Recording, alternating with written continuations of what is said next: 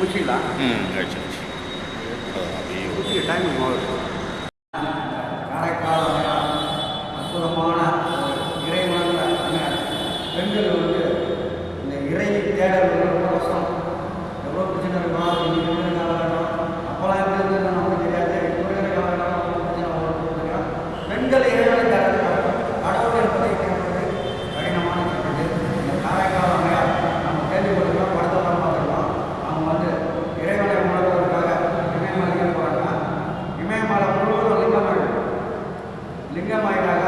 நம்ம இறைவா நீ இவ்வளோ முழுவதும் லிங்கமானதுக்கு நான் வந்து கால் படாமல் நம்மளால காலையிலேயே வந்து உன்னை தரிசிக்கிறது உண்மை அப்படின்னு சொல்லிட்டாங்க. அம்மா சொன்னாங்க. அதனுடைய பேச்செல்லாம் கொடுத்துருக்கோம். சிவாயனம் இந்த அற்புதமான இறை உணர்வு என்கின்ற பெரிய நாட்களுக்கு உபதேசமானது நம்ம சிவபாரதி வந்திருக்காங்க. இந்த ஓடி ஓடி உட்கலந்து ஜோதி அப்படின்னு எல்லாருக்குமே தெரியும் அந்த பாட்டை. அந்த ஓடி ஓடி உட்கலந்துங்கிறாங்கன்னா நம்மள தான் கலந்துருக்கோம்.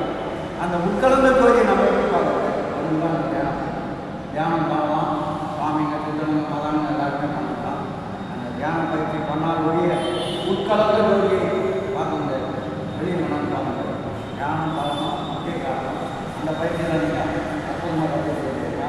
இறைமுறைந்த மனிதர் உங்களுக்கு அந்த உபதேசத்தை கொடுக்குறேன். நீங்களும் இறைவனோட சீக்கிரமாக சிவாயம்